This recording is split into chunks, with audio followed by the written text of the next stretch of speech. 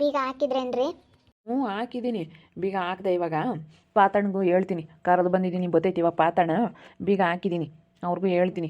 ಅವರು ಪಾತಣ್ಣ ಕರ್ಕೊಂಬರ್ತಾರೆ. ಇವಾಗ ಹೇಳ್ತೀನಿ, ಅಣ್ಣ ಅದು ಸಾಲ ತೀರಿಸಿದ್ದಾದ ಮೇಲೆ ನಾನು ಅದನ್ನು ಬೀಗ ತೆಗಿಯೋದು, ಅಲ್ಲೇವರೆಗೂ ಬೀಗ ತೆಗಿಯಲ್ಲ ಅಂತ ಹೇಳ್ತೀನಿ. ಜನ ಏನಾನ ಮಾತಾಡ್ಲೇಳು.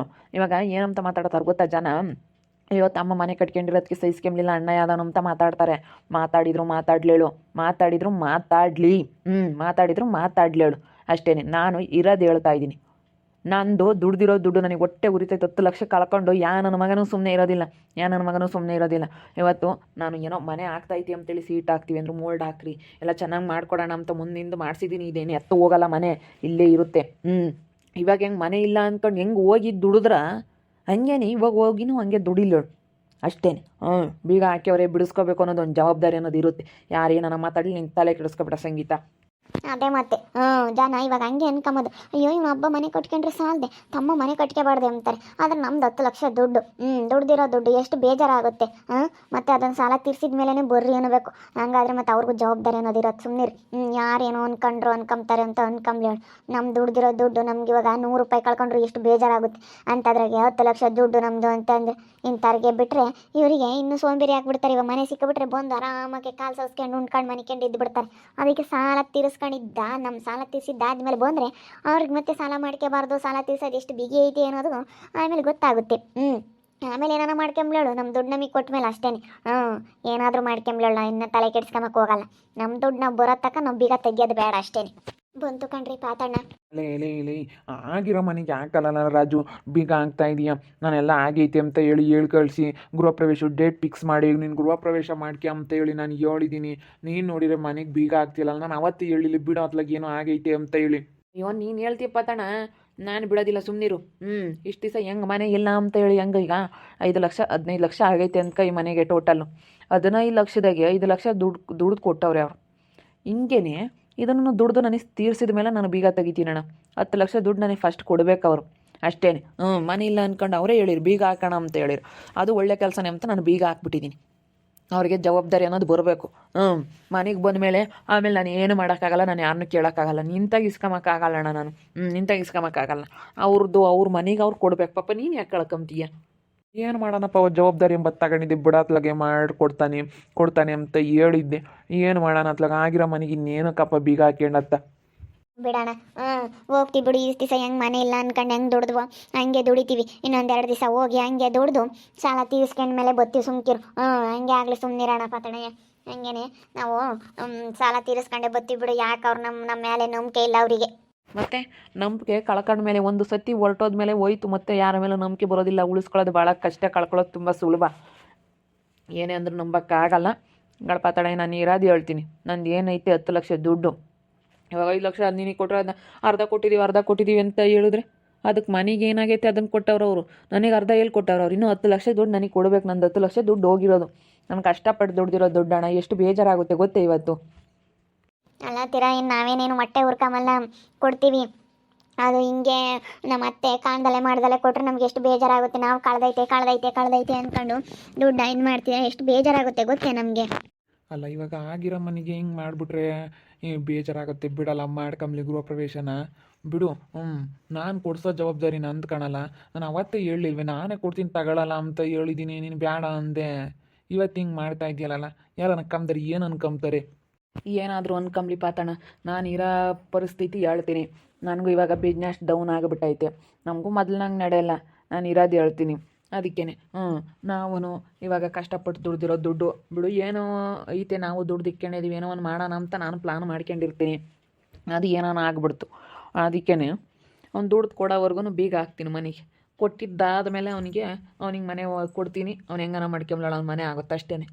ಇವಾಗ ಅದು ಎತ್ತು ಹೋಗಲ್ಲ, ಇರುತ್ತೆ ಮನೆ. ನಾವೇನು ಅದ್ರಕ್ಕೆ ಬಂದು ನಾವು ಅದ್ರಕ್ಕೆ ಇರೋದು ಇಲ್ಲ, ಏನಿಲ್ಲ. ಅವ್ನು ಕೊಟ್ಟು ನನಗೆ ಸಾಲ ತೀರಿಸ್ಕೊಂಬಕ್ಕೇಳ ಅಷ್ಟೇ. ಬಿಡೋಣ ಪಾತಣ, ನಮ್ಮ ಮೇಲೆ ನಂಬಿಕೆ ಇಲ್ಲ. ಯಾಕೆ ಬಿಡತ್ಲಾಗೆ ಕೊಡಲಿಲ್ಲ ಅಂದರೆ ಅಷ್ಟೇ ಹೋಯ್ತು. ಬಿಡೋಣ ಸುಮ್ಮನಿರು. ಈ ಬಲವಂತ ಮಾಡಬಾರ್ದು. ಯಾಕೆ ಅವ್ರು ಬೀಗ ಹಾಕಿದ ಮೇಲೆ ನೋಡಿ, ಬೀಗ ಹಾಕಿ ಅವರು ಹೇಳ್ತಾ ಇದ್ದಾರೆ ಆಲ್ರೆಡಿ ಆಲೆ ಮನೆಗೆ ಬೀಗ ಹಾಕಿ ಅವ್ರು. ಬಿಡೋಣ ಅತ್ಲಾಗ ಹೋದ್ರೆ ಹೋಗ್ಲಿ ಬಾರಪ್ಪ, ಹೋಗಿ ನಾವು ನಮ್ಮ ಪಾಡಿಗೆ ನಾವು ದುಡಿಯೋಣ ಬಾ. ಏನು ಮಾಡೋಣ ಅಂತ ಅಷ್ಟೇ. ನಾವೇನ ಹೇಳೋದೇನ ಇಷ್ಟೇ, ಬೀಗ ಹಾಕಿದ್ದಾಯ್ತು.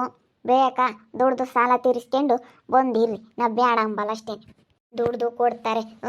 ನೋಡಪ್ಪ ತಪ್ಪ ಯಾರನ್ನ ಕಾಮ್ದಾರಿ ಏನು ಅಂತಾರೆ ನೋಡಪ್ಪ, ಅಣ್ಣ ತಮ್ಗಳು ಇಬ್ರು ಇವ್ರೇ ಇದು ಮಾಡ್ತಾರೆ. ಅಯ್ಯೋ ಅಣ್ಣ ತಮ್ಗಳಿಗೆ ಇಬ್ಬರಾಳಿಗೆ ಆಗಲ್ಲ, ಏನೋ ಅವ್ರ ಅಣ್ಣಗೆ ಮಸ್ತ್ ಆಗೈತೆ, ತಮ್ಗೊಂದಿಟ್ಟು ಮಾಡಿಕೊಟ್ರೆ ಏನಾಗುತ್ತೆ ಅಂತಾರೆ ಜನ.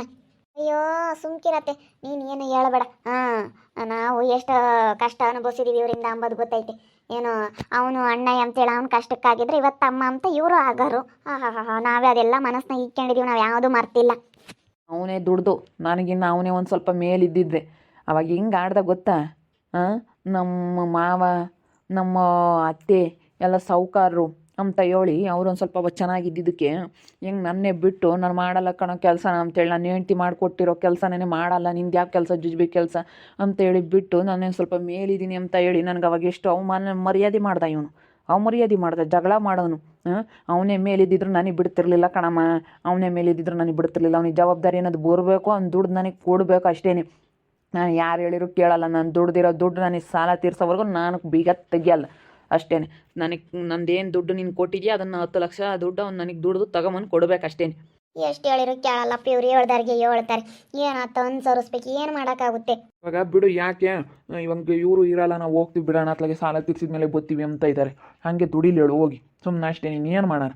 ಈಗೇನು ನೀನೇನು ಇಲ್ಲಿಂದ ಓಡಾಡೋದು ಅದು ಇದು ಓಟು ಸವಾಸನೆ ಬೇಡ. ನಾನೇನು ಡೇಟ್ ಪಟ್ಟು ಫಿಕ್ಸ್ ಮಾಡ್ಕೊಂಡು ಏನೋ ಎಲ್ಲನ ಗೃಹ ಪ್ರವೇಶ ಆ ಥರ ಮಾಡ್ಕೊಂತಾರೇನೋ ಅಂತ. ಇನ್ನು 1 ವರ್ಷ ಆಗಲೇಳು, ಇನ್ನು 2 ವರ್ಷ ಆಗಲೇಳು. 1 ವರ್ಷ ಆಗುತ್ತೆ, 2 ವರ್ಷ ಆಗುತ್ತಾ ಸಾಲ ತೀರ್ಸೋಕ್ಕೆ? ಆಗುತ್ತಾ? ಎಷ್ಟು ದಿನ ಆಗುತ್ತೆ ಆಗಲಿ, ಎಷ್ಟು ದಿವಸ ಆಗುತ್ತೋ ಆದಮೇಲೆ ನಾವು ತೀರಾನ. ಆಮೇಲೆ ಬಂದು ನಾವು ಈ ಮನೆಯಾಗಿರ್ತೀವಿ, ಸಾಲ ತೀರ್ಸಿದ ಮೇಲೇ ಬರ್ತೀವಿ. ಹೋಗಿ ದುಡಿತೀವಿ. ಏನು ಅಲ್ಲೇನು ದುಡಿಯೋರಿಗೆ ನೂರಾರು ಮಾರ್ಗ, ನೂರಾರು ಕೆಲಸಗಳಿದ್ದಾವೆ. ಹೋಗಿ ದುಡ್ದು ಈಗ ಹೆಂಗೆ ಮನೆ ಇಲ್ಲ ಅಂದ್ಕೊಂಡು ಹೆಂಗಿದ್ವೋ ಹಂಗೆ ಇರ್ತೀವಿ. ಏನೈತೆ ಪಾತಣ್ಣ, ಅದನ್ನು ತಿಂಗಳನ ನಾವು ಅವನಿಗೆ ಕೊಡ್ತೀವಿ. ಎಷ್ಟು ಬಂದೈತೆ ಈಗ 15 ದಿನಕ್ಕೆ ನಮ್ಗೆ ಇಷ್ಟು ಬಂತ ಲಾಭ ಕೊಡ್ತೀವಿ. 10-15 ಸಾವಿರ ಇರು ಒಂದೇ ಸತಿ ಅಂತ ಕೊಡೋಕ್ಕಾಗಲ್ಲ. ನಾವು ಇಷ್ಟಿಷ್ಟೇ ಕೊಟ್ಟು ಸಾಲ ತೀರಿಸ್ಕೊಂತೀವಿ. ಸರಿ ಆಯಿತು, ಬೀಗ ಹಾಕಿದ್ಯಾ, ನಾವು ಹೋಗ್ತೀವಣ್ಣ, ಹೋಗ್ತೀವಿ. ಸಾಲ ತೀರ್ಸಿದ ಮೇಲೆ ಬರ್ತೀವಿ. ಸಾಲ ತೀರ್ಸಿದ ಮೇಲೇ ಇಲ್ಲಿಗೆ ಕಾಲಿಕ್ತೀವಿ, ಇಲ್ಲ ಅಂದ್ರೆ ನಾವು ಇಲ್ಲಿಗೆ ಬರೋದೇ ಇಲ್ಲ. ಹೋಗು, ತೀರ್ಸಿದ ಮೇಲೆ ಬಾ. ಪಾತಣ್ಣ ಕೊಟ್ಟಿರೋ ದುಡ್ಡ ಅಲ್ಲೇ ಅರ್ಧ ತೀರ್ಸಿದ್ದೀನಿ ನನಗೆ ಸಿಟ್ಟು ಬಂತು. ಇವ್ರಿಗೆ ಮತ್ತೆ ಉಲ್ಟಾ ಹೊಡಿಯೋಕ್ಕೇನು ಎಸ್ತಾರಲ್ಲ, ಹೆಂಗೆ ಬೇಕಾದ್ರೆ ಉಲ್ಟಾ ಹೊಡಿತಾರೆ, ಏನು ಕಮ್ಮಿ ಇಲ್ಲ ಇವರು ಅಂದ್ಕೊಂಡು. ಅಲ್ಲ ನೀನು 15 ಲಕ್ಷ ಆಗೈತೆ ಅಂದಮೇಲೆ 10 ಲಕ್ಷ ನಂದು ದುಡ್ಡು, ಅದು 5 ಲಕ್ಷ ದುಡ್ಡು ಅವ್ರು ದುಡ್ಡು ಕೊಟ್ಟಿರೋದು. ಆಲೇ ಅರ್ಧ ತೀರ್ಸಿದ್ದೀವಿ, ನಂದು ಅರ್ಧ ಐತೆ ಅಂದರೆ ನೀನು ಕೊಟ್ಟಿರೋದು ಅವನು ಮನೆ ಕಟ್ಟಕ್ಕೆ ಕೊಟ್ಟಿರೋದು ದುಡ್ಡು. ಅರ್ಧ ತೀರ್ಸಿದ್ದೀವಿ, ನಮ್ದು 10 ಲಕ್ಷ ದುಡ್ಡು ಹೊತ್ಕೊಂಡು ಇರೋದು 1 ರೂಪಾಯಿ ನನ್ನ ಕೈ ಸೇರಿಲ್ಲ ಅಂತ ಅದ್ರಾಗೆ ಅರ್ಧ ಕೊಟ್ಟಿದ್ದೀನಿ ಅಂತಂದರೆ ಇನ್ನು ಬೇಕಾದ್ರೆ 10 ಲಕ್ಷನೂ ಕೊಟ್ಟಿದ್ದೀನಿ ಆಲೇ ನಮ್ಮ ಅಣ್ಣಗೆ, ನಾನು ದುಡ್ಡು ಕೊಟ್ಟಿರೋದು ಅಂತ ಹೇಳ್ತಾನೆ ನಾಳೆ ಹೊತ್ನಾಗ.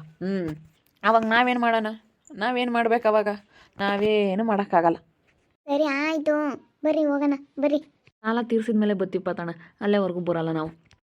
ಪಾಪ ಗೃಹ ಪ್ರವೇಶ ಮಾಡುವಂತ ಬರ್ರಿ ಅಂತ ನಾನು ಫೋನ್ ಮಾಡಿದ್ದೆ.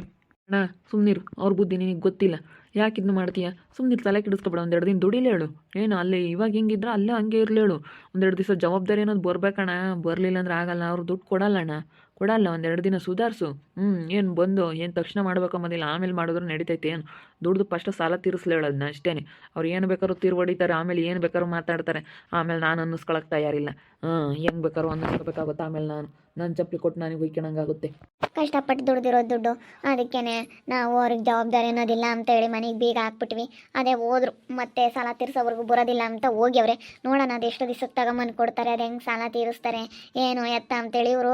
ಮತ್ತೆ ಪಾತಣ್ಣ ಕೊಟ್ಟಿರೋ ದುಡ್ಡೇನೆ ನಾನು ನಾಳೆ ಅರ್ಧ ತೀರ್ಸಿದ್ದೀನಿ ಅಂತ ಹೇಳ್ಬಿಟ್ರಿ. ಇನ್ನೊಂದು 2 ದಿವಸ ಹೋದ್ರೆ ನಾನು ದುಡ್ಡು ಕೊಟ್ಟಿರೋದು ನೀನೆಲ್ಲಿ ಕೊಟ್ಟಿದ್ದೆ, ಅಮ್ಮೇಲೆ ಕೊಟ್ಟೈತೆ, ಹಂಗೆ ಹಿಂಗೆ ಅಂತ ಹೆಂಗೆ ಬೇಕಾದ್ರೂ ತಿರ್ವಡ್ದು ಬಿಡ್ತಾರೆ. ಅದಕ್ಕೇ ಏನು ಮನೆ ಇಲ್ಲಿರುತ್ತೆ, ಬೀಗ ಹಾಕಿರ್ತೀವಿ. ಯಾವಾಗ ಬೇಕಾದ್ರೂ ಬಂದು ಗೃಹ ಪ್ರವೇಶ ಮಾಡ್ಕ, ನೀನು ಸಾಲ ತೀರ್ಸಿದ್ದಾದ್ಮೇಲೆ ಯಾವಾಗ ಬೇಕಾದ್ರೂ ಬಾ. ನೀನು ಸಾಲ ತೀರ್ಸೋವರೆಗೂ ನಾವಂತೂ ಬೀಗ ಕೊಡಲ್ಲಪ್ಪ ಅಂತೇಳಿ ಬೀಗ ಹಾಕಿದ್ವಿ ಅಷ್ಟೇ. ಅದೇ ಹೋದ್ರು ಗಂಡ ಹೆಂಡ್ತಿಬ್ರು. ನೋಡ್ತಾ ಇರ್ರಿ, ನೀನು ಆಗ್ಬೋದಂತ ಮುಂದಿನ ಭಾಗದಲ್ಲಿ ನೋಡ್ತಾ ಇರ್ರಿ. ಹಾಗೆ ವಿಡಿಯೋ ಬಗ್ಗೆ ನಿಮ್ಮ ಅಭಿಪ್ರಾಯನ ಕಮೆಂಟ್ ಮಾಡಿರಿ. ಹಾಗೆ ವಿಡಿಯೋ ಇಷ್ಟ ಆಗಿದ್ರೆ ಲೈಕ್ ಮಾಡಿ, ಶೇರ್ ಮಾಡಿ. ಇನ್ನು ನಮ್ಮ ಚಾನಲ್ನ ಯಾರು ಸಬ್ಸ್ಕ್ರೈಬ್ ಮಾಡ್ಕೊಂಡಿಲ್ಲ, ತಪ್ಪದೆ ಕೊಟ್ಟರೆ ಸಬ್ಸ್ಕ್ರೈಬ್ ಮಾಡ್ಕೊಳ್ಳಿ. ಓಕೆ ವೀಕ್ಷಕರೇ, ಧನ್ಯವಾದಗಳು.